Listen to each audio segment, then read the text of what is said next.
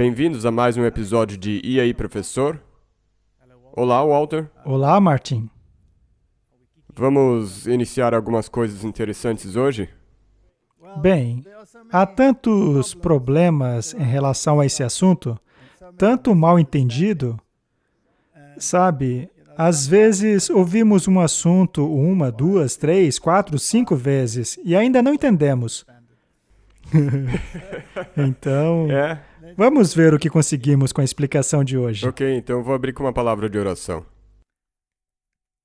Nosso Pai Celeste, nós estamos aqui mais uma vez, nós pedimos que Tu, por favor, nos ajudes, ilumine nossas mentes com o Espírito Santo e abençoe essa conversa. Em nome de Jesus, amém. Amém. Mais uma vez, falaremos a respeito de Bíblias. É um assunto muito sensível. Tem muito apelo emocional envolvido nisso. Algumas pessoas acabam se apegando a um lado ou a outro, e no fim acabamos numa guerra santa. Não é mesmo? Verdade. E também a importância disso se mostra no fato de você até mesmo ser banido de um país, de falar num país. Veja, também é necessário que nós olhemos para isso de maneira detalhada e explicar para as pessoas, porque às vezes até mesmo aquilo que nós falamos não sai exatamente do jeito que nós queríamos falar. Às vezes, as pessoas não compreendem corretamente o que dizemos. Isso é certamente um problema. O título de hoje é A Verdade vos libertará. João 8, verso 32 diz, são as palavras de Jesus, e conhecereis a verdade, e a verdade vos libertará. É um aspecto muito importante, não é? Precisamos conhecer a verdade. E uma vez que conhecemos a verdade, ela nos liberta. Se você quiser aceitar, internalizar esta declaração muito importante feita aí, não se torna imperativo sabermos o que é a verdade? Exatamente. Precisamos saber. Apenas a verdade liberta. Quem não sabe a verdade está preso. Perfeito. Porque é a mesma coisa como você já disse. Se você diz às pessoas para saírem de Babilônia, mas não define o que é a Babilônia, então não tem significado nenhum. Pois é. Então, se você não sabe o que é a verdade, ou acha que sabe o que a verdade Você está encrencado se você não conhece a verdade, mas acha que está nela. Então, precisamos conhecer a verdade. Martin, você acha que o inimigo odeia a verdade? Sim. Ele é um mentiroso desde o início. Ele é o pai da mentira. Ele certamente não gosta da verdade. Nós definimos a verdade nesta série que fizemos, e é impressionante o número de vezes que fizemos. Mas hoje vamos ver com detalhes, apenas para esclarecer ainda mais. E sabe, Martin, essa questão sobre a verdade causa consternação e conflito em todos os níveis. Causa conflito no mundo secular, causa conflito no mundo religioso e causa conflito até mesmo na nossa denominação. Não é? Então, é algo importante. Com certeza. E também você mencionou agora que Satanás é um opositor da verdade. Ele odeia a verdade com toda a sua força. E todos os agentes dele também vão ser contra a verdade. Certamente. Muito bem. Vamos dar uma olhada no que o papado tem a dizer a respeito da verdade. De acordo com a Bíblia, é muito importante conhecer a verdade. Do contrário, você está em cativeiro. De acordo com essa revista jesuíta, olha, Martin, parece que essa é a nossa revista favorita, não é? Mas não de uma maneira Não positiva. Não. O Papa Francisco diz que aqueles que insistem em guardar a verdade acima de pregar o Evangelho sempre foram uma ameaça à igreja. É uma afirmação muito estranha, não? Martin, por um acaso existe diferença entre o Evangelho e a verdade? Não pode haver uma diferença.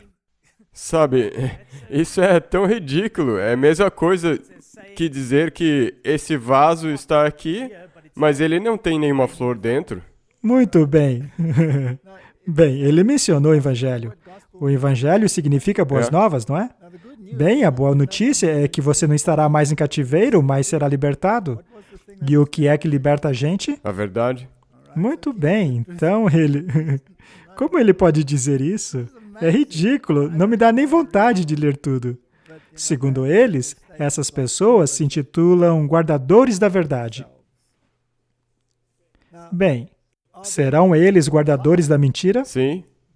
Sim. Quem será o guardador da mentira neste planeta? Agora, se eles se referem pejorativamente a quem guarda a verdade, a tarefa de Satanás era guardar a verdade, proteger os mandamentos.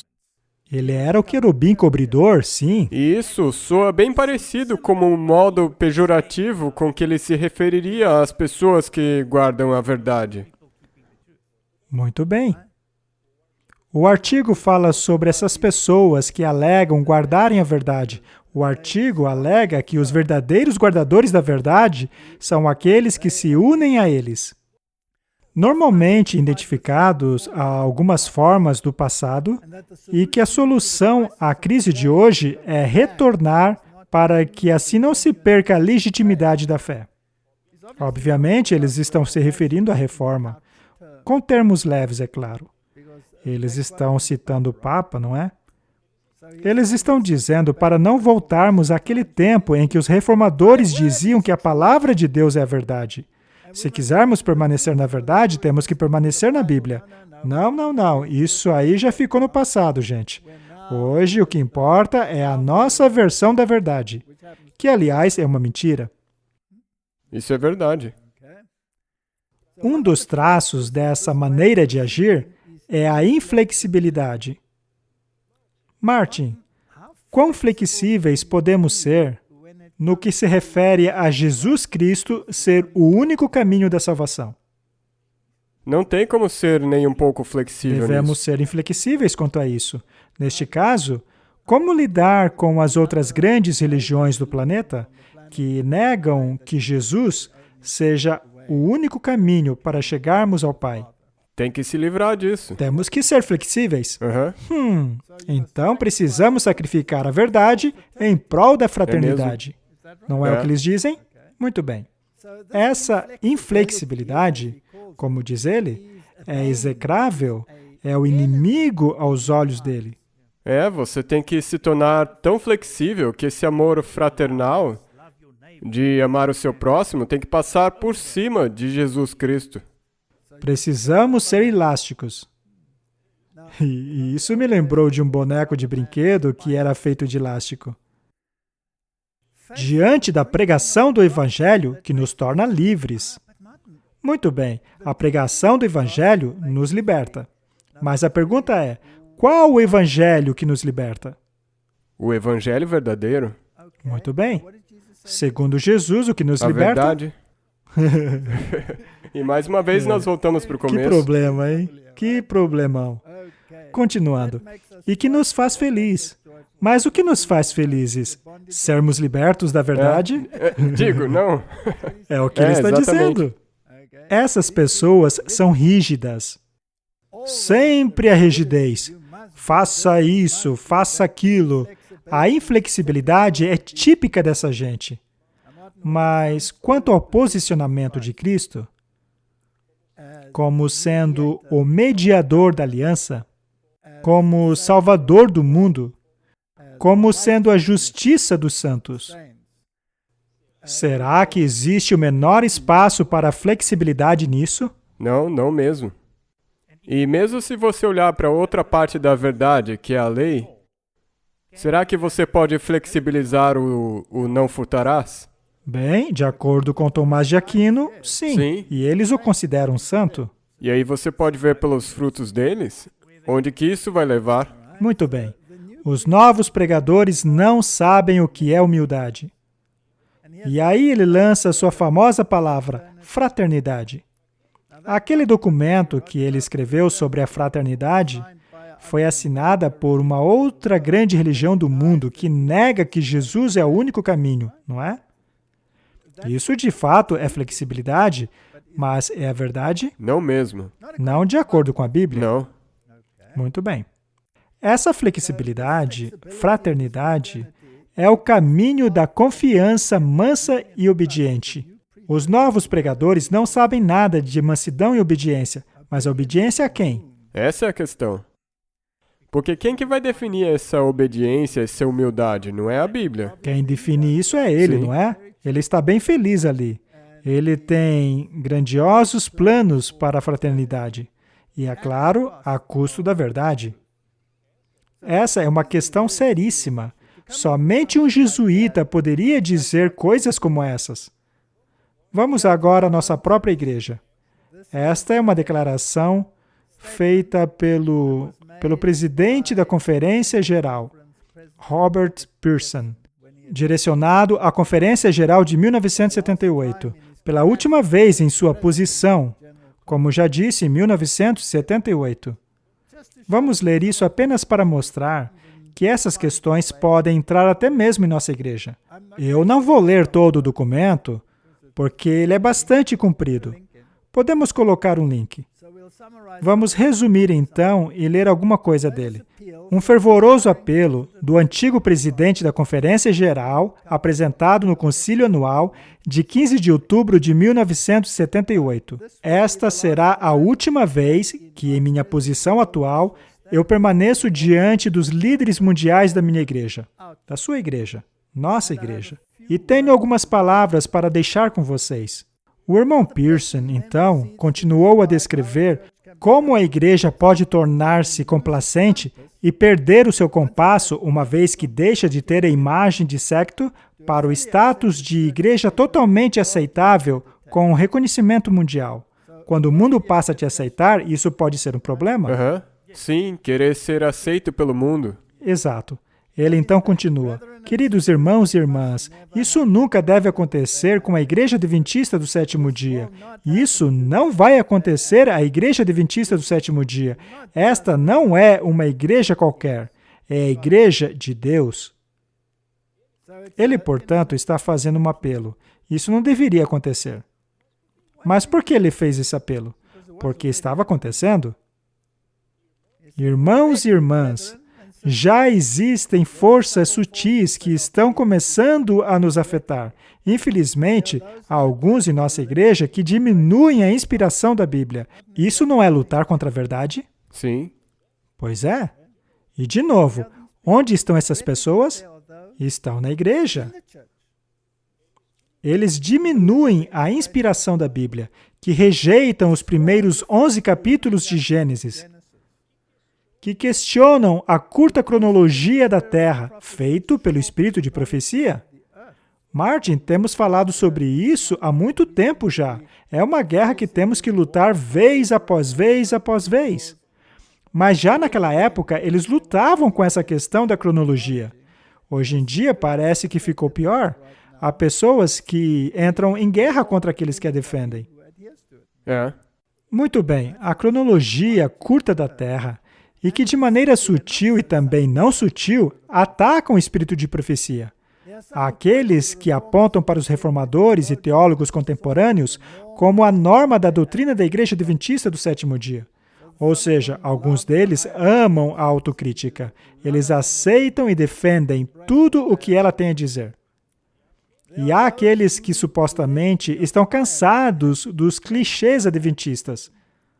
Há aqueles que gostariam de esquecer as normas da igreja que amamos. Isso inclui coisas como a reforma da saúde, reforma do vestuário e por aí em diante. Há também aqueles que invejam os evangélicos. Ou seja, aqueles que gostam do movimento evangélico, ecumenismo, etc. Há aqueles que jogariam fora o manto de povo peculiar. E, finalmente, aqueles que gostariam de se integrar ao mundo secular. Amigos líderes, queridos irmãos e irmãs, não deixem que isso aconteça. Eu apelo a vocês fervorosamente esta manhã, não deixe que isso aconteça. Aconteceu, Martin? Isso já aconteceu e ainda acontece. Pois é. E por acaso estamos no meio dessa guerra? Eu apelo à Universidade de Andrews, ao seminário, à Universidade de Loma Linda, não deixe que isso aconteça. Nós não somos anglicanos do sétimo dia, luteranos do sétimo dia, somos adventistas do sétimo dia. Esta é a última igreja de Deus com a última mensagem de Deus. É uma verdadeira guerra. E as pessoas terão que tomar uma decisão de um lado para o outro. Esta guerra é sobre a verdade, é sobre a inspiração da Bíblia, é sobre a curta cronologia da Terra, é sobre o espírito de profecia. O ecumenismo também está lutando a guerra. A aceitação pelo mundo também está na guerra. Tudo isso está envolvido. Sim. E se você cair em uma armadilha, você não será separado da verdade? É exatamente assim que acontece. Ele continua: vocês serão os homens e mulheres, os líderes com quem Deus está contando para manter a igreja adventista do sétimo dia, a igreja remanescente de Deus como a igreja que Deus destinou para a vitória. A serva do Senhor disse: terríveis perigos estão diante daqueles que têm responsabilidades na obra do Senhor, perigos que nos fazem tremer.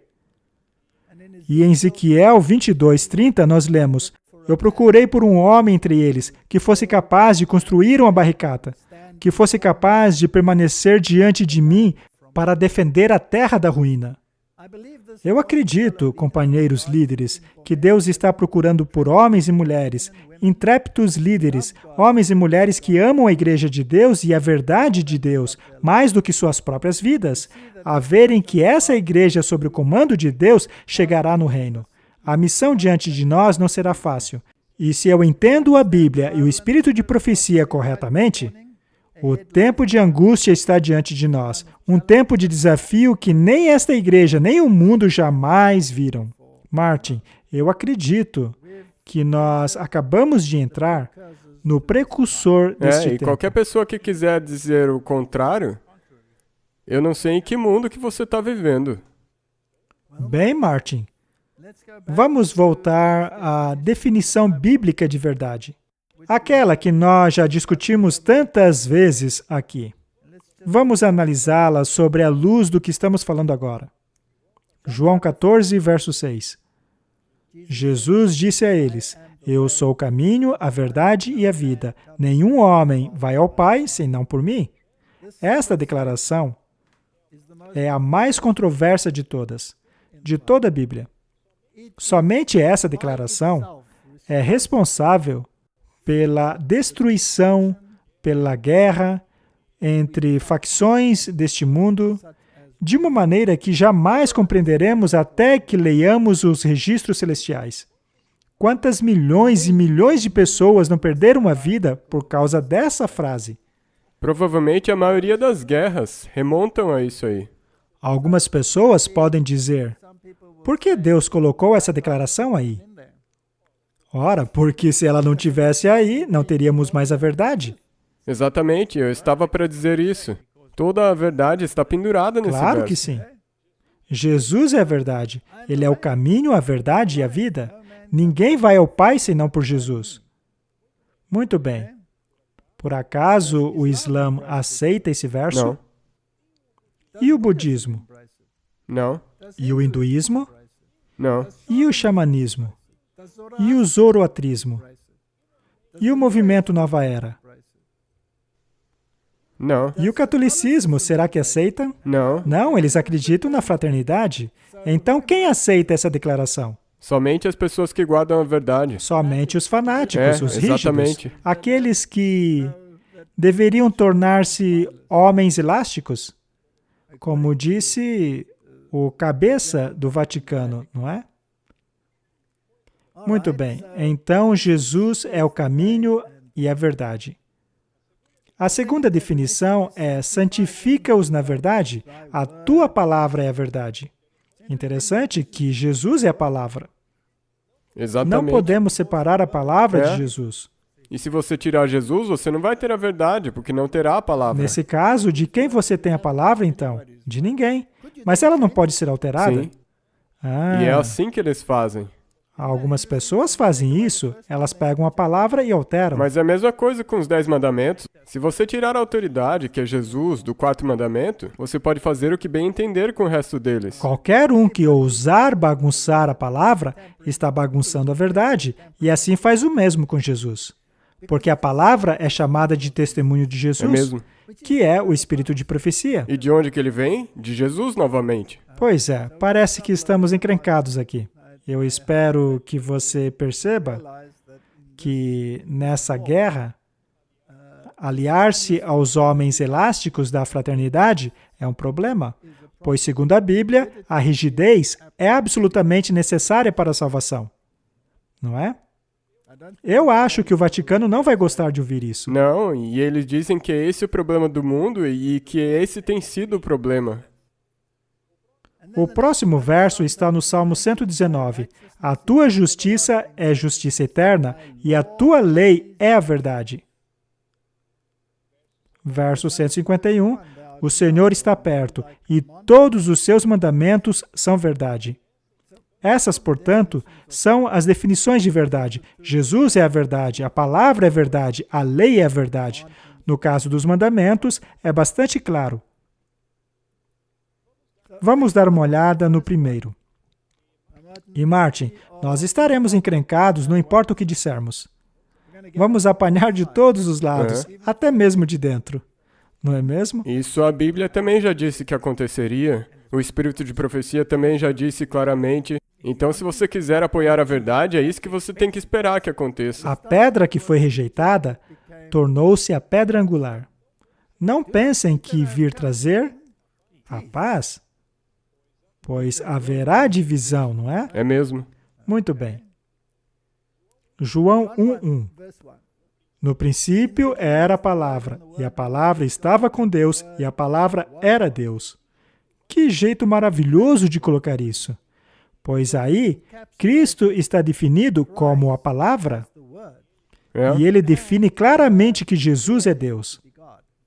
Exato. E desde a eternidade, no princípio, ele era Deus. A Bíblia dos Testemunhos de Jeová alteraram este verso. É claro, baseando-se no Westcott e Hort e outros acadêmicos jesuítas, para um Deus, com G minúsculo. Isso causou um grande furor. Mas eles fizeram apenas algumas mudanças. Ao olharmos para as Bíblias de hoje e analisarmos as mudanças das traduções modernas, acredito que os reformadores estariam rolando em suas tumbas. Mas você sabe, o tempo é capaz de cobrir aquilo que uma vez foi bastante claro. Hoje tudo foi obscurecido. Isso é verdade. E quanto a João 14, verso 6? Jesus disse a ele: Eu sou o caminho, a verdade e a vida. Nenhum homem vai ao Pai senão por mim. Nós lemos esse verso de novo, pois ele é um texto-chave. Temos aqui um parágrafo de uma carta do Espírito de Profecia. Cristo é Deus, assim como homem. Não poderia ser mais claro, não é? Aquele que estava com o Pai antes da existência do mundo tornou-se carne e habitou entre nós. Nós podemos contemplar a sua glória e a sua glória o seu caráter. Aqueles que recebem o Filho de Deus tornam-se filhos de Deus. Eles são os seus filhos espirituais, nascidos de novo, renovados em justiça e verdadeira santidade. Suas mentes são transformadas. Uma visão mais clara contempla as realidades eternas. Foram adotadas na família de Deus e são transformados em sua semelhança. Transformados pelo seu espírito de glória em glória. Antes, nutrindo o supremo amor pelo próprio eu, passaram a nutrir supremo amor por Deus e por Cristo. Muito bem.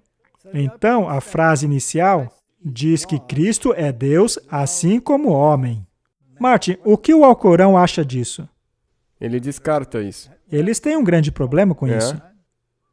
Mas uma declaração do manuscrito, ele era igual com Deus, infinito, onipotente. Ele é o Filho eterno e autoexistente. Martin, esta é uma declaração muito importante. Ele vem da eternidade e é autoexistente. Ele não foi criado. Não tem como ser. Ele não foi gerado. Ele é o Filho eterno e autoexistente. É uma ideia bastante complexa e difícil de se compreender. Mais uma citação do Review and Herald, de 1906. Da eternidade. Enquanto a palavra de Deus fala da humanidade de Cristo, enquanto esteve na Terra, ela também fala decididamente em relação à sua pré-existência. A palavra existiu como um ser divino, com o eterno Filho de Deus, em união e singularidade com o seu Pai. Desde a eternidade, ele foi mediador da aliança, aquele em que todas as nações da terra, tanto judeus como gentios, se o aceitarem, serão abençoados. Há uma condição aqui. Continuando. A palavra estava com Deus. A palavra era Deus. Antes de que homens ou anjos fossem criados, a palavra estava com Deus e era Deus. Isto ecoa o que João disse ali no capítulo 1. Muito bem, vamos para o livro de Hebreus, capítulo 1. Havendo Deus antigamente falado muitas vezes e de muitas maneiras aos pais pelos profetas, a nós falou-nos desses últimos dias pelo Filho, a quem constituiu herdeiro de tudo, por quem fez também o mundo, o qual, sendo o resplendor da sua glória e a expressa imagem de sua pessoa, e sustentando todas as coisas pela palavra do seu poder, havendo feito por si mesmo a purificação dos nossos pecados, assentou-se à destra da majestade das alturas. Essa também é uma declaração muito bonita.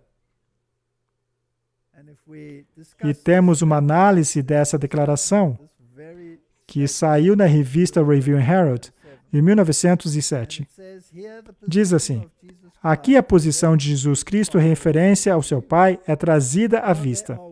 Enquanto eles são um em propósito e um em mente, ainda assim, em personalidade são dois.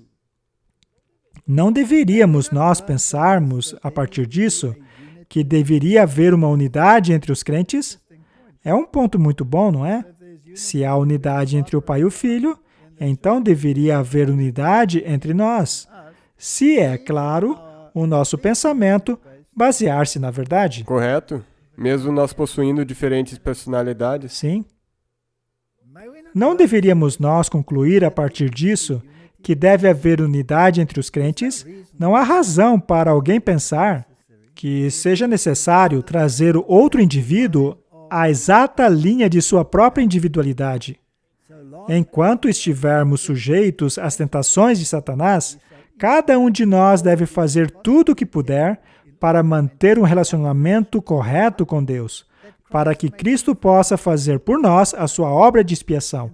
E apesar de diferirmos na forma de palavras e na expressão de nossa individualidade, ainda assim nossas palavras precisam ser santificadas e nossos caráteres purificados através do sacrifício de Cristo. Precisamos ter uma mente. Mas como podemos chegar a ter uma mente? Você tem que ter a mesma base, a mesma âncora. Exato, precisamos ter o mesmo fundamento. Portanto, a sua personalidade pode variar, pois somos indivíduos. E ninguém deveria exigir de você, e nem mesmo Deus exige, que abramos mão da nossa personalidade. Porém, o seu conhecimento do que é a verdade deve basear-se no fundamento muito sólido. Correto? Vamos consultar o Espírito de profecia. O Consolador que Cristo prometeu enviar após subir ao céu é o Espírito em toda a plenitude da divindade, tornando manifesto o poder da graça divina a todos que recebem e creem em Cristo como Salvador pessoal. Existem 3 pessoas viventes no trio celestial.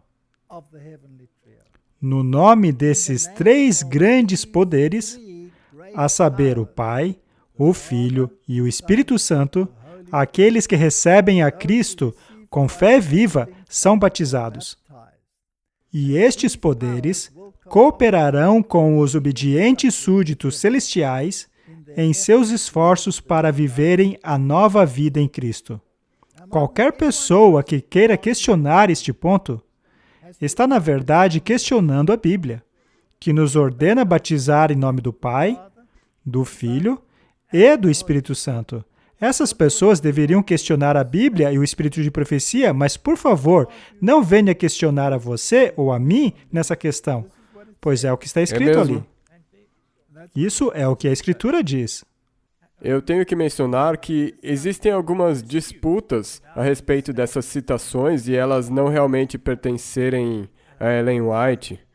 Mas eu vou deixar aí um documento que o Ellen White State publicou, onde mostra a própria letra de Ellen White em algumas citações, e ela diz exatamente isso aí. Exato. É inquestionável que esse manuscrito possui a letra dela. Mas a questão é que bate com o que a Bíblia diz. Exato, é isso que a Bíblia diz. Leiamos agora um artigo no Signs of the Times. O pré-existente e autoexistente Filho de Deus.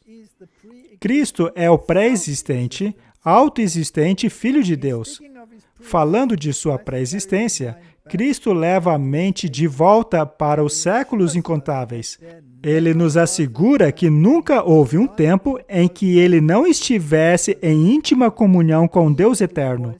Aquele cuja voz os judeus escutavam havia estado com Deus como quem vivia com ele. Ele era um com Deus, infinito e onipotente. Ele é o eterno, autoexistente Filho. Nunca houve um tempo em que Jesus não existisse. E é muito triste que querem rebaixar Jesus. Se Jesus pudesse de fato ser diminuído, então todo o plano de salvação viria abaixo. Portanto, vamos deixar isso bem claro, pois é um assunto bem controverso. Vejamos a visão da Igreja Católica a respeito de Cristo. O catolicismo alega que Cristo foi gerado. Como podem ver, eu retirei este material do site www.católico.com. As alegações deles são as seguintes: o Pai gera o Filho de uma maneira ativa e eterna. Isso vai contra o que acabamos de ler.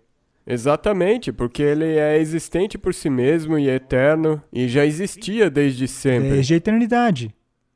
Muito bem. Então, eles alegam que o Pai gera o Filho ativamente e eternamente. Sendo isso, o que constitui a pessoa de Deus, o Pai. Portanto, esse Pai gerou o Filho. E esse é o pensamento católico. É o pensamento católico. Já o Filho é passivamente gerado pelo Pai, que por sua vez constitui a pessoa do Filho. Portanto, eles estão, em certo sentido, tornando Cristo um ser gerado. Ponto número 3.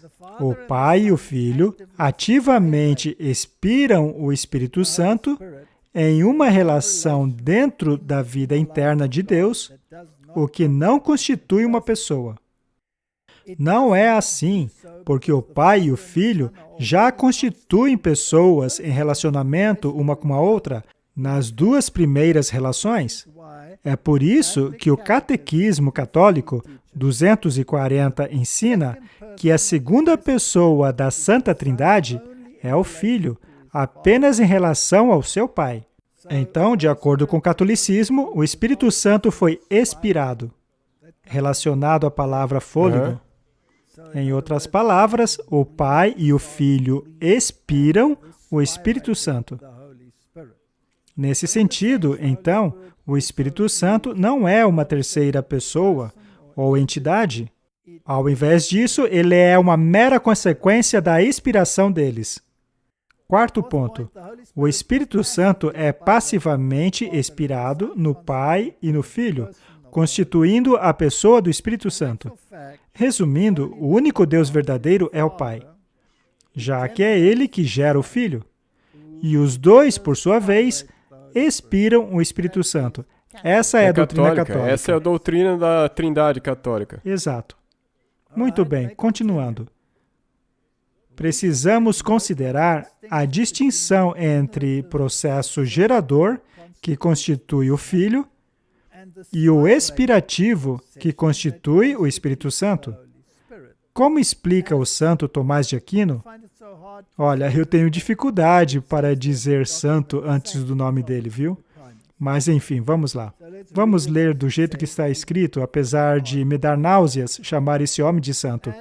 Como explica o santo Tomás de Aquino, e como revela as Escrituras, o Filho foi gerado de forma única pelo Pai.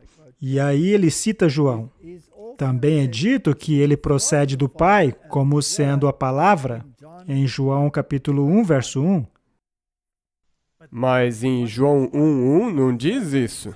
Lá diz ele estava com Deus, não que ele Exato. veio de Deus. Quando é dito eu vim do Pai, a palavra utilizada pela Bíblia é pará, onde vem a palavra paralelo, É mesmo? que significa do lado de, e não no sentido de ter saído de algo. Sim, não como Eva foi feita da costela. Não vem da mesma palavra.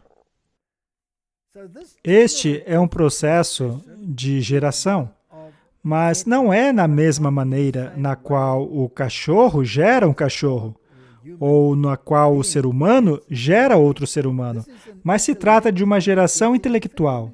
E dessa maneira, assim como uma palavra procede daquele que a conhece, mas da mesma maneira permanecendo em seu conhecedor.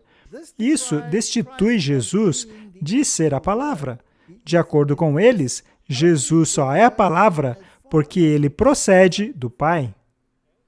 Esta compreensão nega a individualidade, a absoluta individualidade de Cristo como a palavra. Portanto, esse processo de geração do Filho ocorre dentro da vida interna de Deus. Não há dois seres envolvidos, mas sim duas pessoas relacionalmente distintas, ao mesmo tempo que permanecem uma em ser. O que eles querem dizer é que Deus tem várias cabeças. Aham. O Espírito Santo procede do Pai e do Filho, mas não de uma maneira geradora, mas em uma expiração. Expiração vem da palavra latina para espírito, o fôlego. Jesus expirou sobre ele e disse, recebam o Espírito Santo, segundo João 20. Essa é a doutrina católica. E muitos do mundo protestante acabaram aceitando isso ao invés de se apegarem ao que a Bíblia diz, que por sua vez também é apoiado pelo Espírito de Sim. profecia.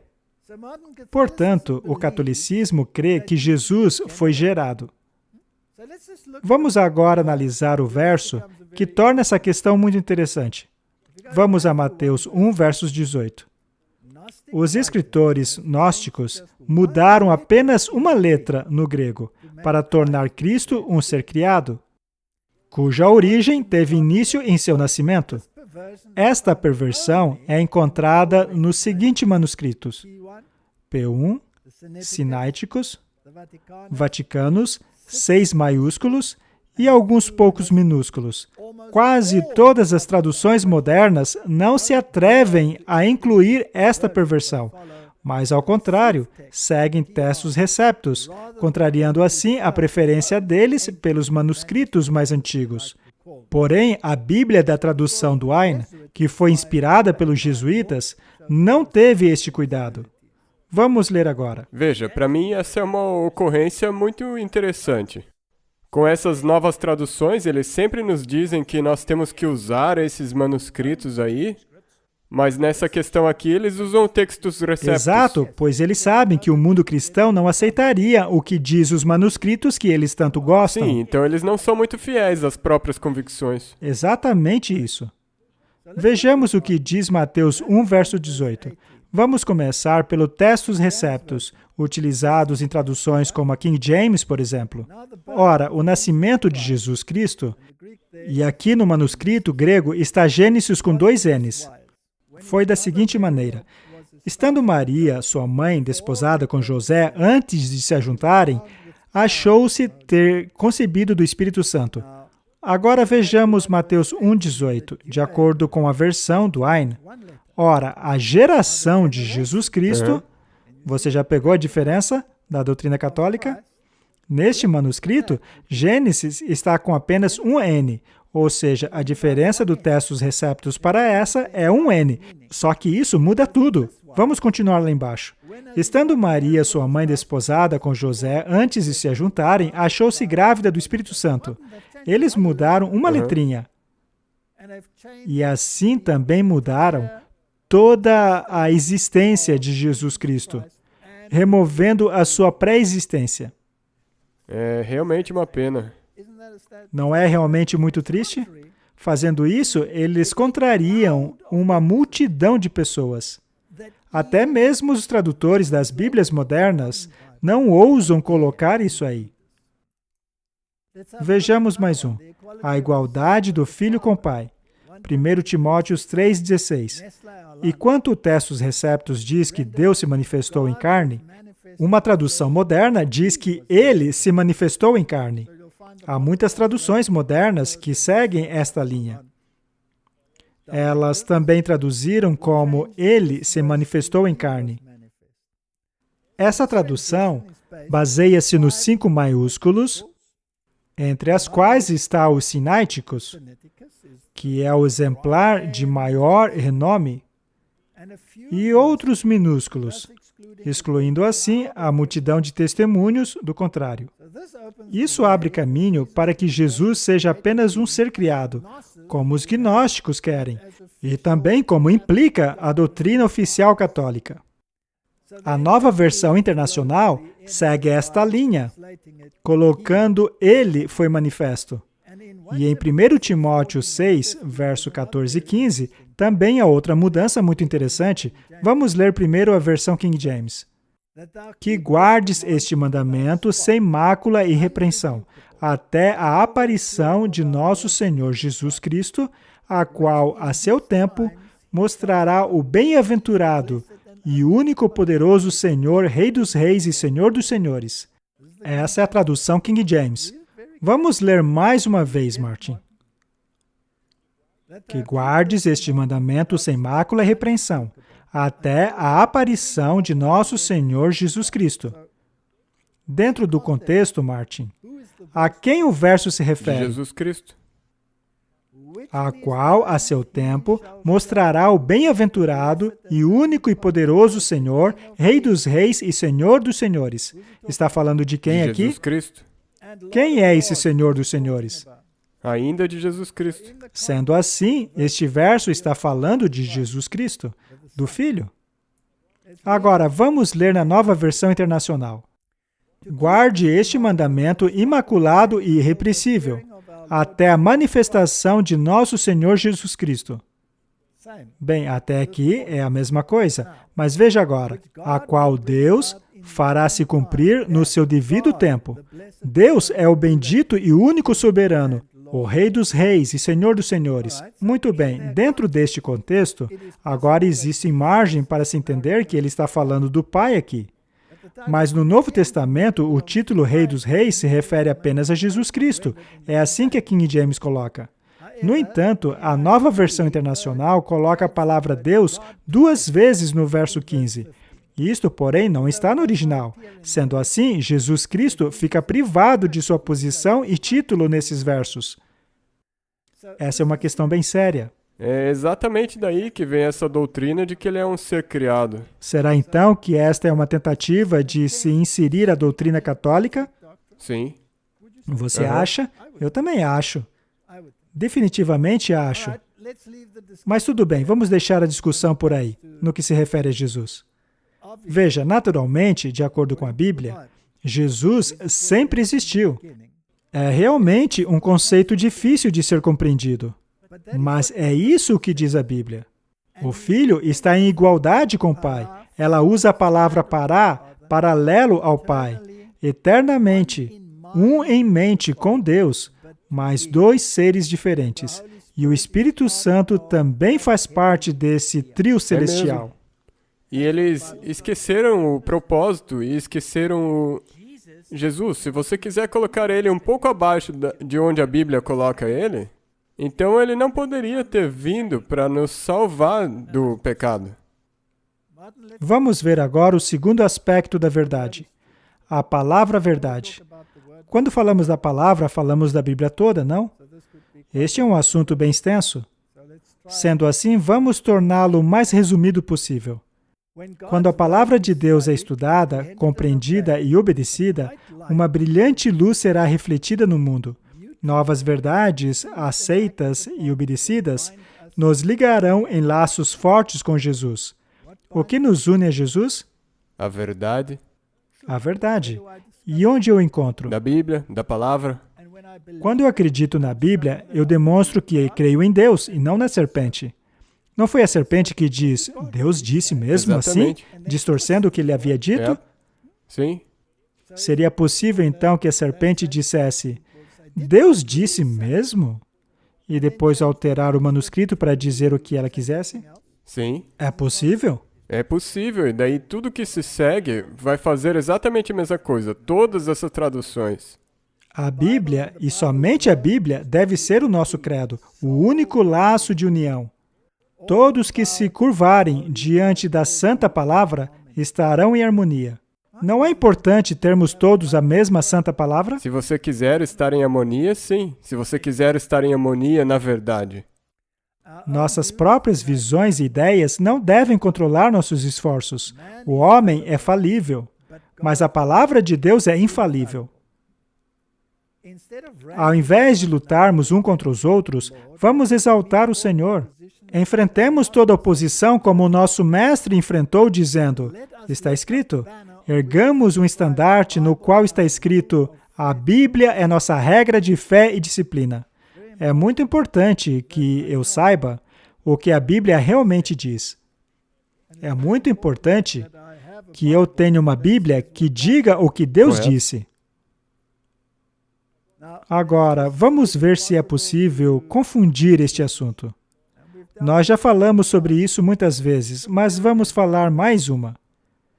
As igrejas de Vaudois, ou seja, os valdenses, em sua pureza e simplicidade, lembravam uma igreja dos tempos apostólicos. Rejeitando a supremacia do Papa e do prelado, eles mantinham a Bíblia como a única e suprema e infalível autoridade. Seus pastores, ao contrário dos padres de Roma, seguiam o exemplo de seu mestre, que não veio para ser servido, mas para servir. Eles alimentavam o rebanho de Deus, conduzindo-o por verdes pastos e fontes vivas de sua santa palavra, longe dos monumentos humanos de pompa e orgulho. Este povo se reunia não em igrejas magníficas e grandes catedrais, mas debaixo das sombras das montanhas, nos vales alpinos, ou em tempos de perigos, em algumas rochas, para ouvir as palavras da verdade do servo de Cristo. Os pastores não apenas pregavam o evangelho, mas visitavam doentes, ensinavam as crianças, admoestavam aqueles em erro, trabalhavam para acabar com as desculpas e promover a harmonia e o amor fraternal. Em tempos de paz, eles eram sustentados pelas ofertas voluntárias do povo, mas, como Paulo, eram construtores de tenda, cada um habilitado para uma profissão que, se necessário, poderia prover seu próprio sustento, de acordo com o espírito de profecia. Eles eram os verdadeiros guardiões da verdadeira palavra de Deus. É mesmo? E não a hierarquia orgulhosa lá de Roma. Sendo assim, há dois tipos de manuscritos. As Bíblias modernas diferem do Textus Receptus, que era a Bíblia dos valdenses, que também era a Bíblia das igrejas do Oriente, que era a Bíblia dos bizantinos, que por sua vez também foi a Bíblia dos reformadores. Aí diz que veio desde antes da reforma. Sim? Então isso aí de dizer que o Textus Receptus veio somente a partir dos 1520... Vamos salientar uma coisa. Os manuscritos originais, chamados de ortográficos, não existiam mais. Ah, Tudo o que temos hoje são cópias deles.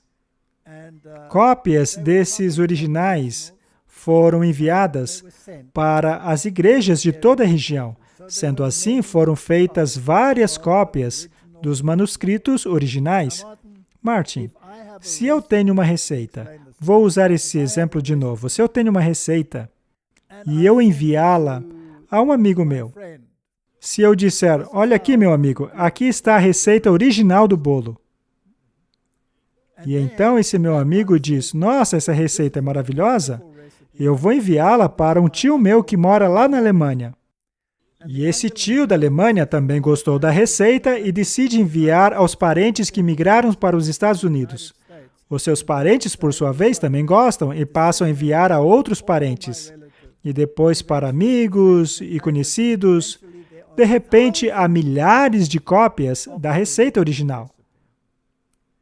Mas aí aparece o falsificador, decide mudar a receita. Eu vou mudar esse ingrediente e mais esse, e então ele envia a falsa receita. Mas aí uma pessoa é capaz de reconhecer a falsidade. Mas se o falsificador disser, não, esta é a receita original, como podemos saber se realmente é? Bem, basta comparar essa nova receita a todas as outras que dizem justamente o contrário dela. Assim podemos concluir que essa receita é falsa. Mas no caso das Bíblias, no que eles afirmam é que o manuscrito mais antigo seria o mais confiável. O problema é que só existe uma cópia dele. E depois acharam um pedacinho aqui, um pedacinho ali, que combina com esse manuscrito. Hoje em dia temos 5 ou 6 corroborando esse manuscrito antigo, mas há 10 milhares de outros que o contradizem. Mas por ser mais antigo, esse daqui é o mais confiável. É esse o argumento. É isso que eles afirmam, mas é uma alegação muito pobre. Isso é fácil dizer, porque por causa de todas aquelas cópias e tudo mais, ela continuou sendo a versão atual. Já as cópias velhas significam que não estavam sendo distribuídas. Os manuscritos velhos significam que não estava sendo usado e distribuído. É isso aí, Martin. Se a receita original foi espalhada por todo o mundo de forma que todos a tiveram e agora aparece uma nova, alegando ser a verdadeira, muitos aqui dirão, olha, essa aqui a gente testou, ela funciona. Todo mundo conhece essa aqui, mas essa daí é nova. Você entendeu por que existe um debate? As versões bíblicas modernas diferem do Textus Receptus em tantos lugares que é impossível produzir uma doutrina conclusiva a partir do estudo dessas perversões. Segue agora um resumo dessas muitas alterações, exclusões e acréscimos que são encontradas nessas versões. Martin, eu escrevi isso porque quando eu comecei a estudar essa questão, ela acabou tornando-se um estudo gigantesco, no fim das contas. Eu quero esclarecer uma coisa. Quando eu comecei a estudar a Bíblia, a versão que eu utilizava era a Nova Versão Internacional. Mas com o tempo, aquela Bíblia tornou-se virtualmente inutilizável, porque as páginas caíam de tanto uso. Eu estudava o tempo todo aquela Bíblia. Na verdade, eu trouxe aqui a minha primeira Nova Versão Internacional. Veja só. Essa foi a minha primeira Bíblia. Capa de couro, muito bem feita. Ela está toda marcada. E ao abrirmos lá nos últimos capítulos dela, vemos que as páginas estão todas desgastadas, está caindo aos pedaços. Se eu sacudisse a Bíblia, metade dela cairia. Veja só isso aqui. Me parece que você tem explorado muito o livro de É verdade, Apocalipse. Martin. O livro de Apocalipse sempre me fascinou. Ué, não é um livro selado? Algumas pessoas dizem isso. Veja só, está caindo aos pedaços. Eu não podia mais usar essa Bíblia.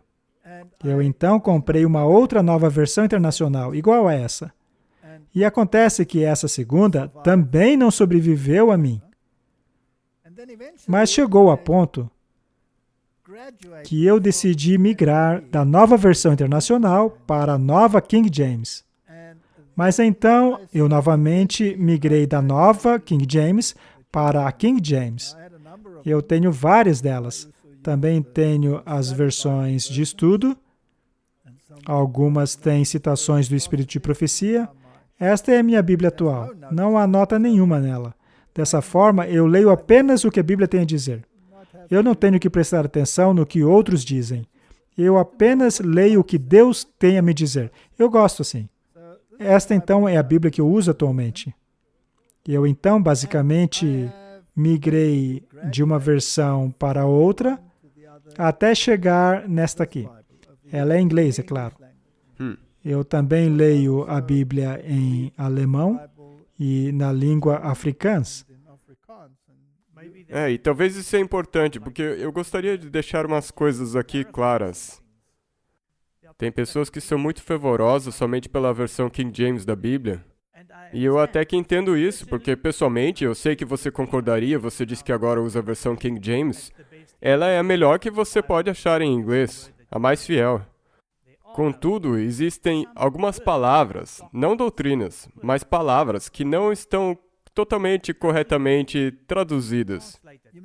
Precisamos entender que não depende da tradução que você está lendo, depende do manuscrito a partir do qual ela foi traduzida. Algumas dessas palavras são palavras difíceis. Com certeza. E algumas palavras dos documentos antigos simplesmente não são mais utilizadas, pois a língua muda constantemente. Então, os tradutores, até mesmo da versão King James, tinham problemas com uma palavrinha ou outra, especialmente em relação aos animais. Por exemplo, quais animais são citados ali no livro de Levíticos? Há um certo número de variações possíveis. E a King James, por exemplo, não pegava a tradução absolutamente correta. Por exemplo, a King James faz menção ao unicórnio. Mas nós sabemos que não existe unicórnios. Sendo assim, as novas versões traduziram isso melhor como bois selvagens. Mas será que as traduções modernas são melhores por causa disso? Uma vez que elas distorcem totalmente as doutrinas? É isso que eu quero deixar claro.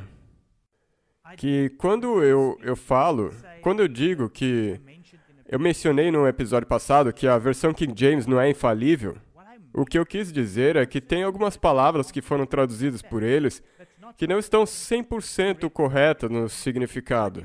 Mas, mesmo assim, não existem problemas doutrinários na versão King James. É a palavra de Deus. E o motivo pelo qual eu digo isso é que é complicado dizer que a versão King James é a única versão boa. Porque, por exemplo, eu falo africana, eu tenho uma Bíblia em africana, na verdade duas.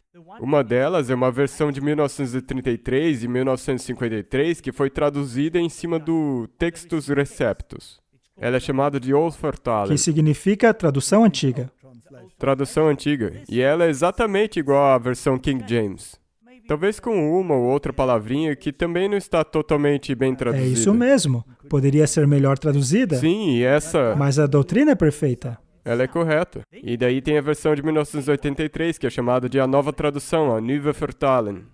E daí vira totalmente um pesadelo com alguns versos. É a mesma coisa do que a nova versão internacional. Exato.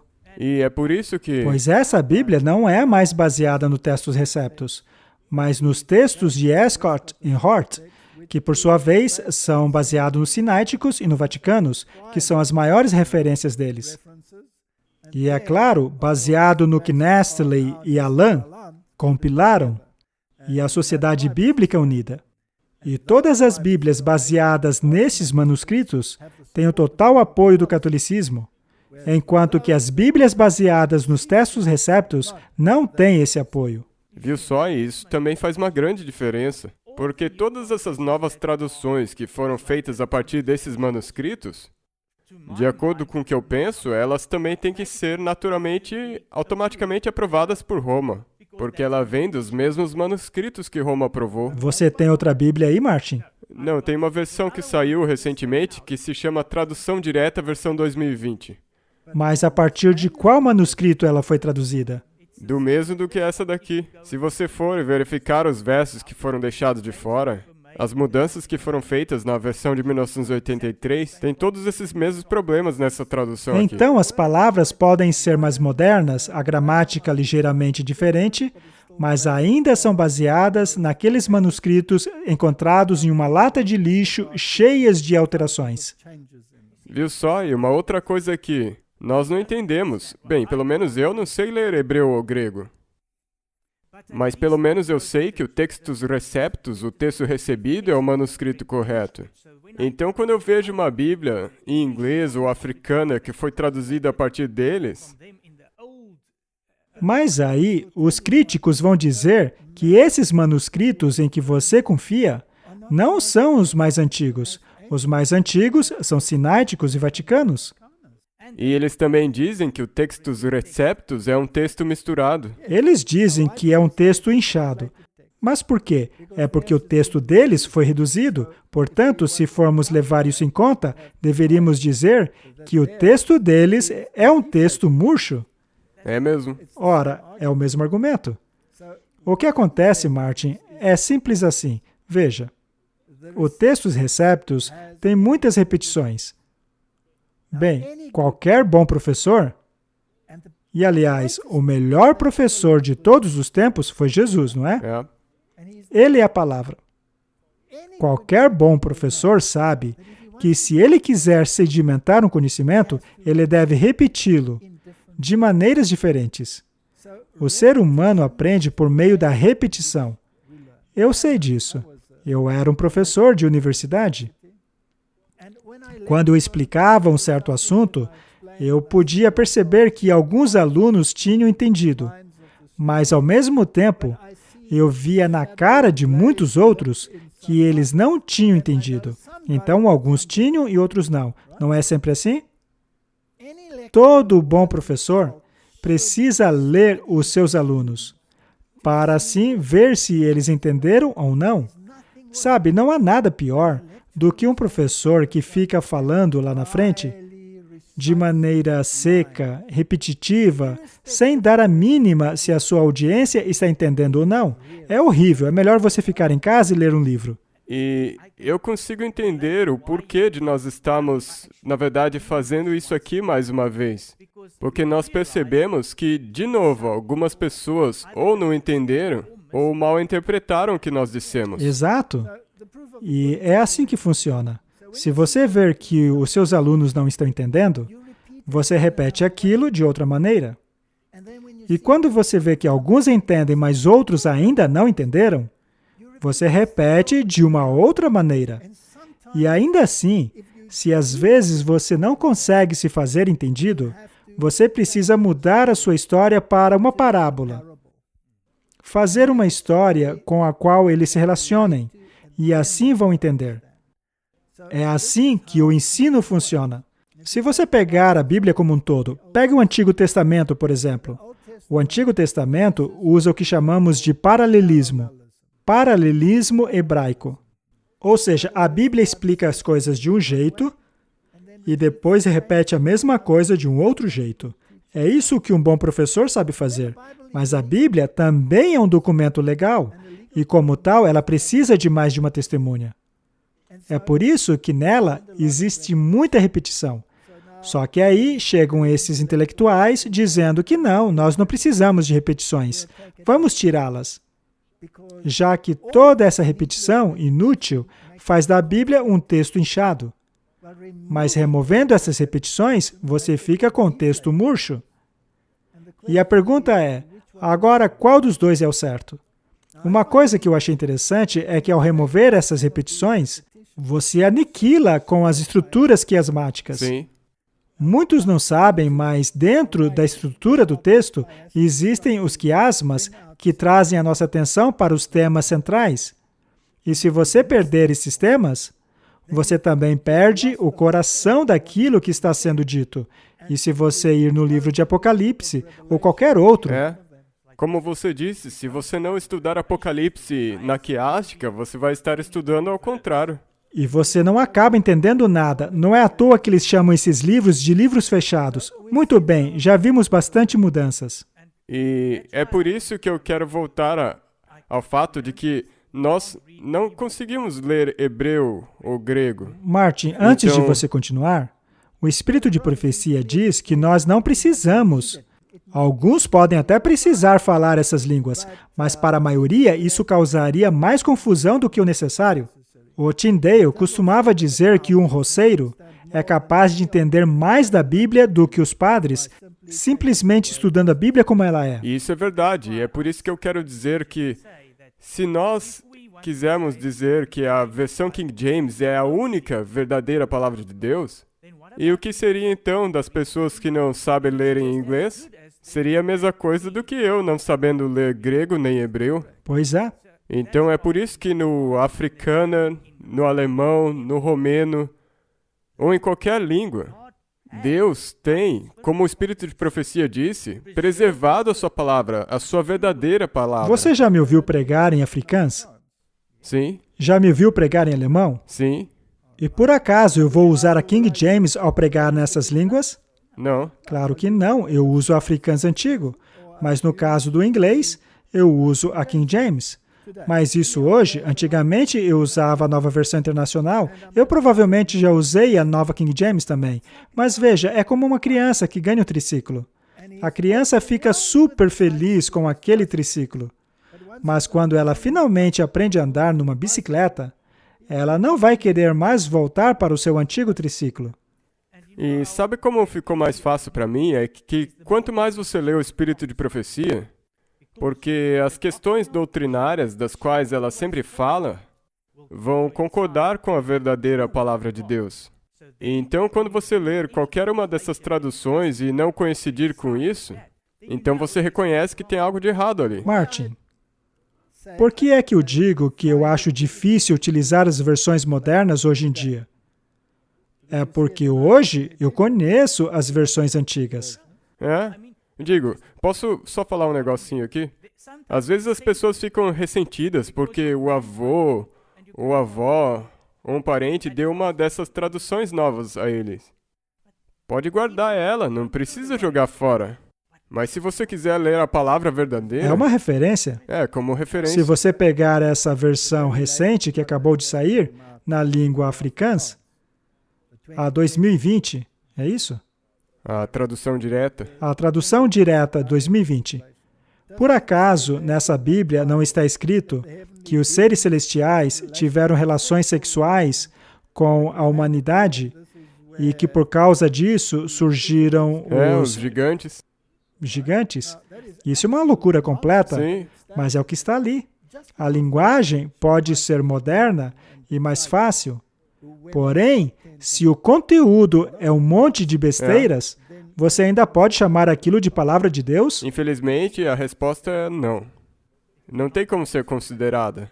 No que se refere à verdade, e a palavra de Deus é a verdade, não é uma questão de, mas a palavra desse bichinho não foi traduzida direito.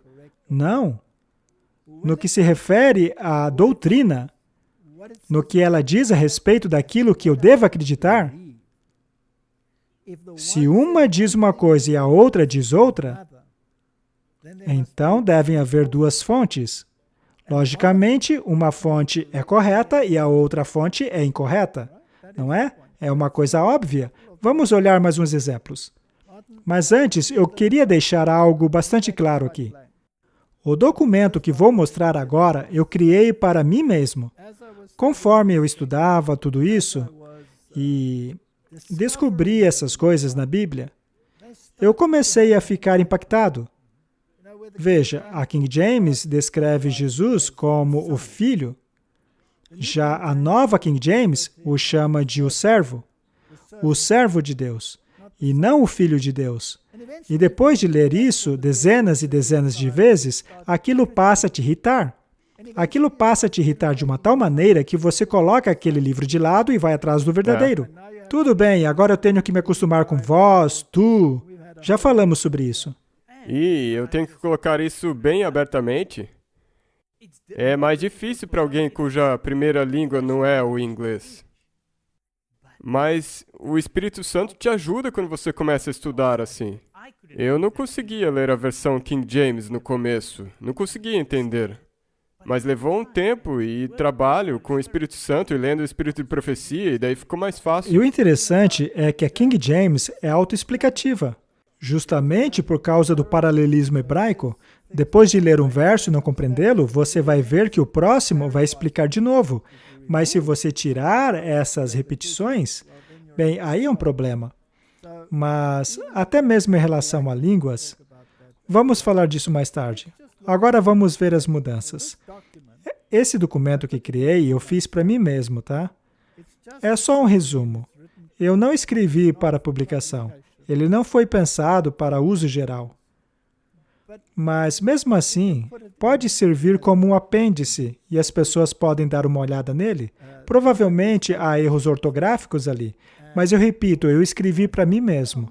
Mas você pode publicar para que as pessoas leiam. Então, se eu puder esclarecer, é a mesma coisa do que quando você está estudando e faz umas notas em rabisco num papel, e daí você passou essas notas para o computador. Eventualmente, eu acabei digitando tudo.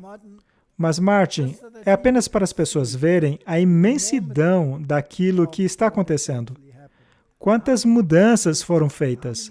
Quantas diferenças existem em uma tradução direta, que é o caso do Textus Receptus, e de uma tradução dinâmica equivalente, que é o caso dos manuscritos alexandrinos.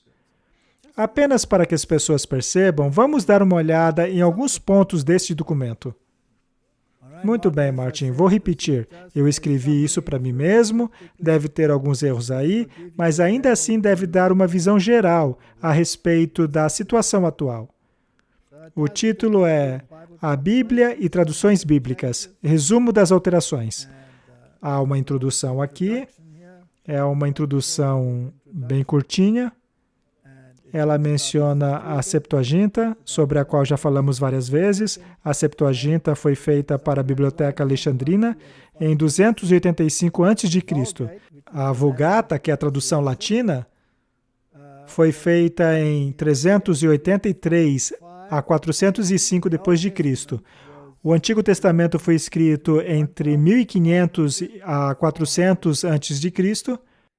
Vemos, porém, que eles estão separados daquilo que encontramos na Biblioteca Alexandrina e a Vulgata.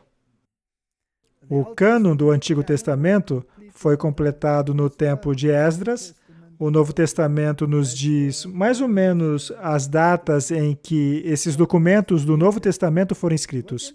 Mas o interessante, Martin, é que os apócrifos do Antigo Testamento são documentos adicionais que a Igreja Católica ama colocar em suas Bíblias. Mas eles foram escritos depois que o cânon bíblico estava completado. O mesmo acontece no Novo Testamento. Foi só depois que o cânon do Novo Testamento havia sido completado e muito tempo depois acrescentaram os apócrifos a ele. Então, os apócrifos acabaram sendo declarados como canônicos pela Igreja Católica. Lá no Concílio de Trento, segundo eles, qualquer um que não aceitar como sagrados e canônicos todos esses livros e cada parte deles, como são comumente lidos na Igreja Católica e que consta na antiga edição da Vulgata Latina, e que voluntariamente desprezam as tradições supramencionadas, estão amaldiçoados. Isso foi declarado na 4ª sessão do Concílio de Trento. Só que os protestantes nunca incluíram os livros apócrifos. No começo, quando os protestantes estavam fazendo esse trabalho, eles consideraram isso. Você até encontra algumas versões antiguíssimas da King James que tinham alguns apócrifos, mas foram totalmente removidos quando o mundo protestante percebeu do que ele se tratava. Na verdade, é óbvio, porque eles não devem fazer parte da Bíblia.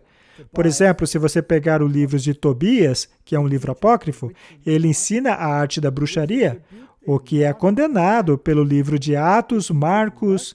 Ele ensina a feitiçaria em Tobias 12, 8 a 9, o que é condenado em 1 Pedro. O livro de 2 Macabeus também ensina orações pelos mortos, que é algo que a Bíblia também condena.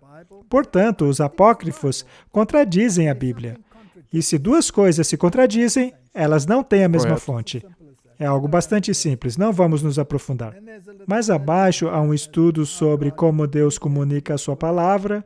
Em alguns casos era pela voz de Deus, em outros eram por anjos, profetas, sonhos, etc. Também tem como ler a Bíblia, os atributos da Bíblia, e fala a respeito do estudo por repetição. Basicamente, é isso que a Bíblia nos diz. É só um pequeno resumo. Agora vamos à nova King James, que, como você sabe, é recomendada por muitos, uma vez que ela substitui aquela linguagem arcaica e antiga da King James. Bem, mas a nova King James, omite a palavra Senhor 66 vezes, a palavra Deus 51, céus 50 vezes, arrependimento 44, sangue 23 vezes, o termo Novo Testamento completamente, como, por exemplo, a aliança do Novo Testamento. Isso não consta na Nova King James. A palavra condenação não existe, ela ignora o Testus Receptus 1.200 vezes. Ela substitui o hebraico Ben Shaim, utilizado pela King James, com o Ben Asha do Antigo Testamento, o que acaba criando vários problemas. Eu então mencionei alguns desses problemas aqui nesta pequena sessão. É apenas para mostrar a gravidade da situação. Vejamos os versos afetados por outras traduções. Na New American Standard Version, são 909 versos. Isso é bastante. Na versão revisada, 788 versos. Na New World Translations, 767. Na nova versão internacional, 695. Na Good News, 614. Na amplificada, 421. E na antiga Bíblia dos Testemunhos de Jeová, 120. O que é interessante é que quando a antiga Bíblia dos Testemunhos de Jeová foi publicada, com esses 120 versos afetados, houve um enorme clamor por causa disso. Mas veja a New Standard Version, a New American Standard Version. Nela, 909 versos foram alterados. Isso não faz o menor sentido. A nova versão internacional removeu a palavra Senhor 39 vezes, Jesus 87, Cristo 52 e 617 palavras ditas por Jesus foram removidas. Então, se Jesus é a palavra, e você vive não somente de pão, mas de toda a palavra que sai da boca de Deus, então é uma coisa bem séria se você tirar 617 palavras de Jesus. É uma questão realmente séria.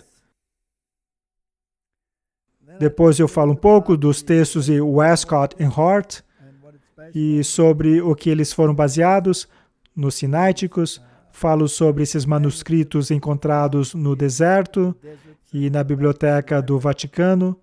Mas lembre, o Espírito de Profecia diz que eles não foram os guardiões da palavra de Deus. Houve tentativa de se corromper a palavra de Deus até mesmo no tempo dos apóstolos. Vemos isso em 2 Coríntios 2,17. Constantino ordenou a Bíblia ecumênica e Eusébio, era um seguidor de Orígenes, dirigiu o trabalho. 50 cópias foram produzidas e os Vaticanos e os Sináiticos provavelmente são cópias desses manuscritos. Nós sabemos que Eusébio era um bispo ecumênico. O manuscrito do Vaticano foi descoberto em 1481 na Biblioteca do Vaticano e o Sináitico descoberto em 1844. E as traduções modernas da Bíblia baseiam-se largamente nesses manuscritos. E apenas por curiosidade, grandes porções do livro de Gênesis e Apocalipse não estão presentes. Eles só podem depender em um punhadinho de fragmentos que ainda têm o livro de Apocalipse neles. Mas aí eles têm que acrescentar a partir do manuscrito alexandrino, mesmo havendo um monte de manuscritos do Testus Receptus. Tudo isso é muito interessante. Agora vamos ver algumas mudanças bastante graves. Versos bíblicos foram removidos. Mateus 12:47, 17:21, 18:11. Marcos também tem versos faltantes. João, Atos, Romanos, Tiago. Vamos ver alguns versos removidos, apenas do Novo Testamento.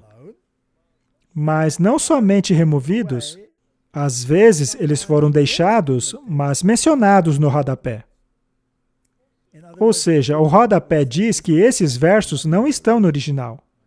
Assim, eles lançam dúvida sobre a palavra de Deus. E quem é que gosta de lançar dúvidas? Quem você acha? Exatamente, Satanás. Satanás faz isso. Vamos dar uma olhada. Se pegarmos a NVI, a NASV, a Nova King James, a Revised Version, a New Revised Version, etc., vemos aqui o que foi removido pelos rodapés ou que teve o próprio texto removido. Temos aí Mateus, Marcos, um monte de versos. O T significa que teve o texto removido e o F que foi removido pelo rodapé. É uma lista bastante completa. Veja só, Lucas, João, Atos, mas eles não somente tiraram os versos inteiros, como também tiraram porções de versos. Por exemplo, se pegarmos o livro de Mateus, temos todos esses versos aqui, e essas são as porções que foram omitidas. Quando você faz um estudo desses versos, você constata que as porções removidas são extremamente importantes. Na verdade, em alguns casos, há capítulos inteiros no Espírito de Profecia baseados nos versos removidos ou mesmo nas porções removidas. Ou seja, ele se baseou no Testos Receptus. É isso mesmo. Veja só Mateus, por exemplo. E veja, esta lista não é completa. Isto é simplesmente aquilo que eu fui anotando conforme eu fui estudando a questão. São coisas importantes, como muitos são chamados, mas poucos escolhidos. Dê só uma olhada. São porções que foram removidas dos textos. É uma lista bastante grande. Veja que é um problema grande, não é coisa pequena. É mesmo. Olhando para isso assim, te dá uma perspectiva. Veja o livro de Romanos, capítulo 11, verso 6. Se, porém, é pelas obras, já não é mais graça. De outra maneira, a obra já não é obra. Eles tiraram coisas importantes. Coríntios, Gálatas, Efésios, Filipenses, Colossenses. Isso é só o que eu consegui escrever. Temos também as alterações. 300 versos do Novo Testamento foram alterados pelas 7 traduções mais populares. Aqui estão elas. Aqui temos algumas coisas que foram alteradas e em quais foram alteradas. O interessante é que as versões modernas não alteram sempre as mesmas coisas. Não. Então temos uma confusão total. Algumas mudaram isso, outras mudaram aquilo. Algumas omitiram isso, outras outra coisa. Por isso alguns dizem, mas a Bíblia tem isso aí. Mas normalmente, a segunda testemunha é removida, portanto, ela deixa de ser um documento legal. Você pode ver as alterações em Mateus. É uma lista bastante longa. Versos removidos, versos alterados. Não são mais os mesmos manuscritos. Não é mais o mesmo livro. Então, ainda dá para chamar isso de a completa palavra de Deus? Bem, se é verdade que o homem não vive apenas de pão, mas de cada palavra que sai da boca de Deus, então temos um grande problema aqui, com todas essas palavras sumidas.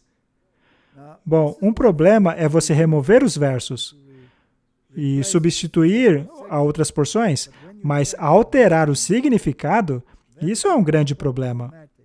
Seria essa uma mudança pequena ou algo bastante sério? Aqui temos uma lista de versos que removeram o nome de Deus, o nome de Jesus. Pegue Mateus, por exemplo. Veja todos os versos que removeram o nome de Jesus. Então, Por que fariam isso? quem que está tentando se livrar de Jesus? Obviamente, o inimigo.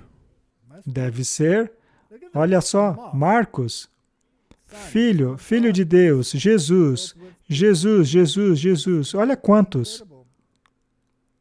João, olha isso, Atos, Romanos, Coríntios, Gálatas, Efésios. É uma lista substancial. É inacreditável.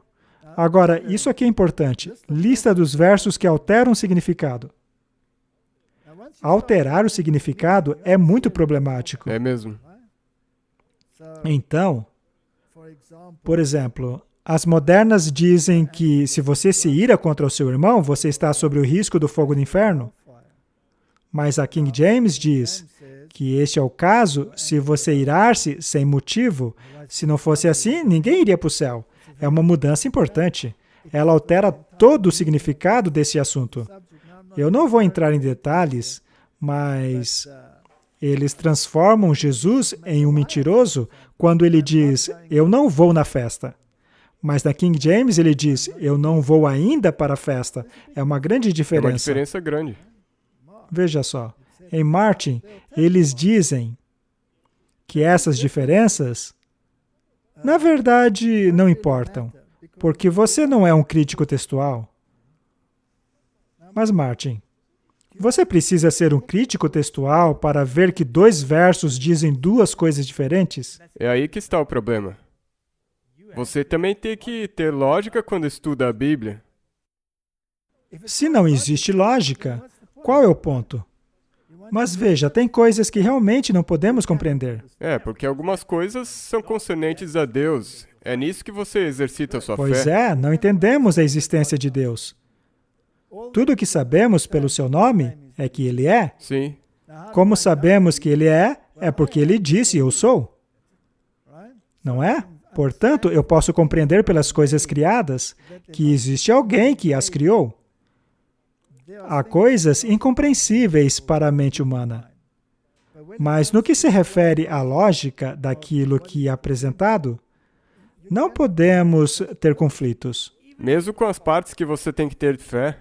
Uma vez que você estabelece a sua fé, então o resto se torna lógico se encaixar nisso. Deus é o Criador Supremo, então se Ele disse, e se você tem fé nisso, agora em Gênesis 1, onde diz que Ele criou todas as coisas, então aí fica fácil, é lógico que Ele criou. Vamos voltar um pouco aqui. Quero mostrar algumas mudanças que alteram o significado. Isso acontece muito em Mateus, Marcos, Lucas, João, Atos, Romanos, Coríntios, Gálatas, Efésios, Timóteo, Hebreus, Tiago, Pedro, em Apocalipse. Não é algo realmente importante? Você gosta de ter tantas alterações a ponto de ter que escolher qual dos significados você vai acreditar? Isso acaba afetando também o Antigo Testamento, pois sua interpretação depende do que você está se baseando no Novo Testamento. Portanto, é uma questão muito séria. Como eu disse, esse documento não é completo. Há muitos livros por aí que falam sobre esse assunto. Faça a sua escolha. Essa é a minha sugestão. Mas vamos olhar alguns versos agora. Temos aqui alguns exemplos específicos de alterações em Bíblias modernas. Vejamos Atos 2:30. Sendo, pois, ele profeta, e sabendo que Deus lhe havia prometido como juramento, e do fruto dos seus lombos, segundo a carne, levantaria o Cristo para o assentar sobre o seu trono. Essa é King James. Agora já podemos ver logo de cara, na nova versão internacional, que ela é mais curta. Ela é murcha. Portanto, não é que a King James é inflada. Vamos lá. Mas ele era profeta e sabia que Deus lhe prometera sob juramento que colocaria um dos seus descendentes em seu trono. Essa lastimável mudança foi baseada nos manuscritos dos Sináiticos, Vaticanos e 4 outros manuscritos. Martin, um de seus descendentes no trono, não poderia ser qualquer um, não é? Poderia ser Salomão? É. Mas segundo a carne, levantaria o Cristo para se assentar sobre o trono. Esse não é um detalhe importante? Que mudança lastimável! Por que alguém quereria andar num triciclo quando descobriu a bicicleta? Não faz sentido. Para mim, não tem cabimento. Quando vamos para a guerra... Aliás, a Bíblia não é uma arma? É uma espada. É a espada do Espírito. Em termos modernos, a King James seria um míssil balístico intercontinental, enquanto que a tradução moderna é uma pistolinha de água, pois, segundo ela, poderia ser qualquer descendente. Sabe, isso me deixa nervoso, Martin. Eles totalmente denigrem a Deus. Mais um exemplo, 1 Timóteo 3,16. E sem dúvida alguma, grande é o mistério da piedade. Deus se manifestou em carne, foi justificado no Espírito visto dos anjos, pregado aos gentios, crido no mundo, recebido acima na glória. Esse verso não é poderoso? Agora veja a NIV. Não há dúvida de que grande é o mistério da piedade. Ele apareceu no corpo. Ele quem, Martin? Você apareceu no corpo, Martin, ou você é um fantasma? Eu fui manifestado no corpo. Continuando. Justificado no Espírito, visto pelos anjos, pregado entre as nações, crido no mundo, recebido na glória. O termo apareceu no corpo, da NIV, abre uma grande margem para interpretações católicas e gnósticas. Em 1 João 4:3, a NIV também abandona o termo na carne, assim como faz em Atos 2:30, mais uma vez baseando-se naqueles textos modernos. Esta é uma tendência. Temos mais um verso importante aqui, em relação à justificação pela fé contra a justificação pelas obras. Apocalipse 19:8. E foi-lhe dado que se vestisse de linho fino, puro e branco, porque o linho fino é a justificação dos santos. Essa foi a versão King James. Agora veja a nova King James. Para vestir-se, foi-lhe dado linho fino, brilhante e puro. O linho fino são os atos justos dos santos. Isso é pura doutrina católica. Sim, obras. A nova versão internacional diz: para vestir-se, foi-lhe dado linho fino, brilhante e puro. O linho fino são os atos justos dos santos. Ou seja, Martin, saímos da justificação dos santos para as obras dos santos. É inacreditável. A doutrina toda foi alterada. A Bíblia é clara ao dizer que a nossa justiça é um trapo de imundícia. Então, quem que é a justiça dos santos? Cristo? Cristo. Esta, então, é uma mudança doutrinária. E é uma mudança doutrinária lastimável. Ela é baseada no Concílio de Trento. Vamos a Gênesis capítulo 22:8. E Abraão disse: meu filho, o próprio Deus proverá o cordeiro para a oferta queimada. Então, ambos prosseguiram juntos. Mas a nova King James mudou para o seguinte: meu filho, Deus proverá para si mesmo o cordeiro para a oferta queimada. E então os dois prosseguiram juntos. Esta é uma doutrina completamente diferente. Por acaso Deus precisa sacrificar um cordeiro para ele? Atos 3:13, na King James, diz assim: o Deus de Abraão, e de Isaque e de Jacó, o Deus de nossos pais, glorificou o seu Filho Jesus, a quem vocês entregaram e o negaram na presença de Pilatos, quando ele havia determinado que fosse solto. Mas a nova King James altera esse verso para: o Deus de Abraão, Isaque e Jacó, o Deus de nossos pais, glorificou o seu servo Jesus. E a nova King James faz isso vez após vez após vez. Martin, por acaso, no batismo de Jesus, o Pai disse: este é o meu servo amado? Não. Ao invés disso, ele disse: este é o meu filho amado, a quem vocês negaram e entregaram na presença de Pilatos. Esta é uma mudança que torna essas Bíblias intragáveis, pelo menos para mim. Não consigo ler isso. Eu concordo. E eu estudava nessas Bíblias. E eu fiz a mesma coisa com a Bíblia em Afrikaner. Quando eu vi essas coisas, eu fui e fiz uma lista inteira no final da minha Bíblia, onde eu comparei a versão nova com a versão velha em Afrikaner. E tem esses mesmos problemas. Encontramos os mesmos problemas. Vejamos agora Hebreus 2:16. Pois, na verdade, ele não tomou sobre si a natureza dos anjos, mas tomou sobre si a semente de Abraão. Que lindo esse verso. Mas agora, a nova King James, pois certamente ele não ajuda os anjos, mas dá assistência à semente de Abraão. Agora, nova versão internacional. É claro que não é anjo que ele ajuda, mas aos descendentes de Abraão. Martin, mas que distorção. Viu só? Isso aí. Tente colocar lógica nisso aí. É patético. Desculpa, mas é patético. É mesmo. Por acaso Deus, Miguel, Jesus Cristo, não foi ajudar Gabriel quando ele estava lutando com o diabo? Sim. Em termos da informação que deveria chegar a Daniel? Então, não faz o menor sentido o verso dizer isso. E quanto ao perdão, Martin? E quando estiverdes orando, perdoais se tendes alguma coisa contra alguém, para que o vosso Pai que estás nos céus vos perdoe as vossas ofensas. Mas se vós não perdoardes, também o vosso Pai que estás nos céus não vos perdoará as vossas ofensas. Agora, nova versão internacional em inglês.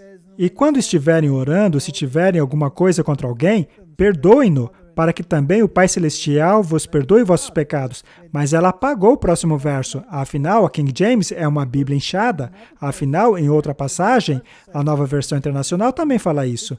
O que prova que a Bíblia King James é uma versão inchada. Mas qual é o problema da repetição? O bom professor usa a repetição. Se nós removemos as repetições da Bíblia, por exemplo, em Apocalipse, capítulo 1, então a estrutura quiasmática está arruinada. Mas esses espertalhões aí tiraram a repetição do alfa e do ômega apenas para não deixar a Bíblia inchada. Eu me pergunto se eles têm capacidade de pensar.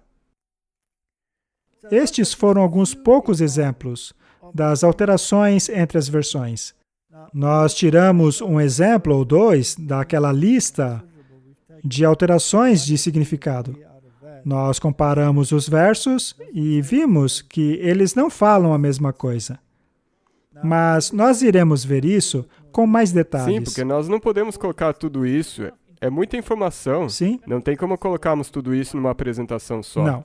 Então, o que realmente importa para mim, e sei que para você também, é como as versões modernas afetam as doutrinas que a nossa denominação tanto estima. Sim. E se essas doutrinas não se sustentam nas versões modernas, então eu sou levado a concluir que ou nós temos as doutrinas erradas, ou temos o manuscrito errado. Sim. No caso do manuscrito, não apoiar a doutrina. Correto. Sendo assim, vamos fazer mais um episódio no qual olharemos o efeito que essas Bíblias causam nas doutrinas que tanto amamos. Eu espero que esse estudo não seja compreendido como um ataque a ninguém, pois de fato é um assunto sensível. As pessoas se acostumam com suas Bíblias. Veja, eu mesmo internalizei essa nova versão internacional a tal ponto. Isso porque eu estudei muitas delas antes de ir para a nova King James. E finalmente para King James. Que acabou sendo um problema, pois muitos versos acabaram grudando na minha cabeça. E às vezes você se lembra daqueles versos e nem são os corretos. E às vezes, quando vou pesquisar por um verso, eu não encontro, pois estou digitando as palavras do verso antigo. Então acaba atrapalhando bastante. Mas talvez nós temos que declarar isso aqui agora, e talvez na próxima vez também, que, de novo, o que nós explicamos aqui, nós não estamos falando que somente é a versão King James, mas nós estamos falando que a versão mais confiável em inglês é a versão King James. Sim, se você quiser, você pode ler a Bíblia de Geneva, mas aí você vai encontrar um inglês tão antigo que pode ser complicado. E como dissemos antes, se você tem problemas com os pronomes como thee, thine e thou em inglês, lembre-se que essa é a tradução mais precisa. Por exemplo, quando Jesus disse a Nicodemos, "Ye must be born again." Sabemos que ele não se dirige apenas a Nicodemos, senão ele diria thee. E é plural, aplica-se a todos. Uma vez que essas nuances se tornam importantes para você, abre-se uma nova dimensão bíblica. Vamos subir para um novo patamar. É mesmo. Não vamos nos conformar nesse nível mais baixo, esse nível mundano. Deus deseja elevar o seu povo e não nivelá-los por baixo em um denominador comum inferior. Vamos orar. Querido Pai, obrigado por podermos estudar a palavra. Obrigado por podermos ter confiança de que tornaste a Tua palavra disponível para nós. Ajuda-nos a estudá-la, pois a Sua palavra é verdade. E porque ela nos ensina que o Seu Filho, Jesus Cristo, é o caminho, a verdade e a vida. Em nome de Jesus, amém. Amém.